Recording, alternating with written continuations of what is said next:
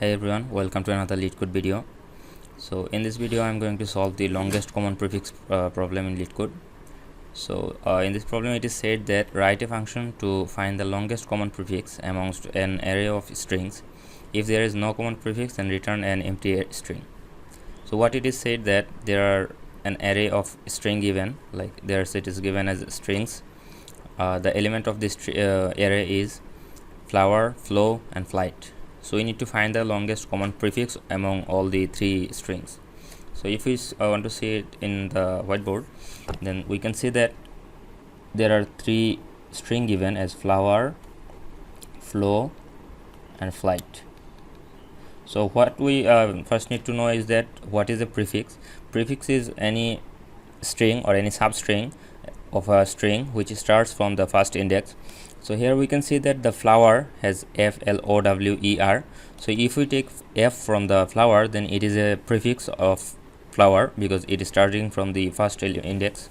If we take fl, then it is also a substring of flower, then it is also a prefix. If we take flo, then it is also a prefix. But we cannot take owe as the prefix of the string because it is starting from the third index, and we need to start from the first index to get an prefix. So here it is said that in the problem that we need to find the longest common prefix among all the three strings.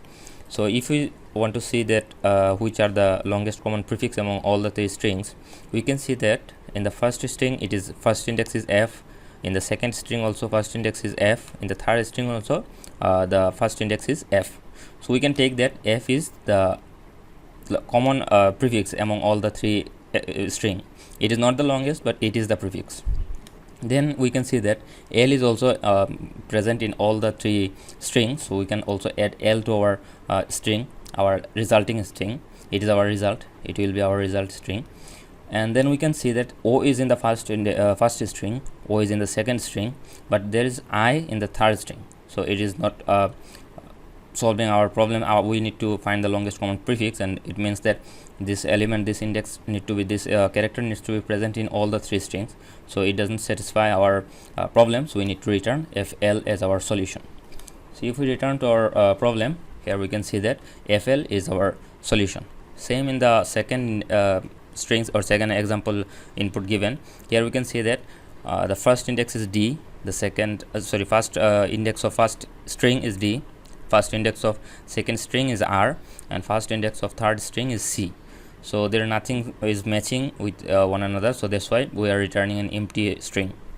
So if we want to solve the problem in Java, then first we need to take an string builder, because we know that string is in Java is a immutable class, so we cannot modify our string, but we need to modify for our problem because we need to add one character at a time in our resulting string. So we need to take the string builder,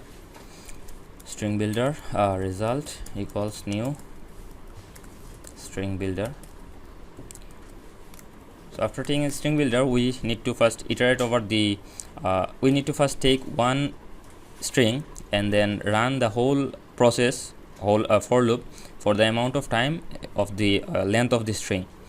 So we need to take for int I equals 0, I is smaller than, we can take any string size, but we will take the first string size. So the first string is strs of 0 dot length I plus plus. Now here for the first time, when i's value is 0, we will take the first character of the first string, and then we'll compare it with the other first index of the other strings. So we'll take character or char ch equals strs 0th index and char at I. So every time we will compare the ith character with other strings ith character. Now we can take one for each loop.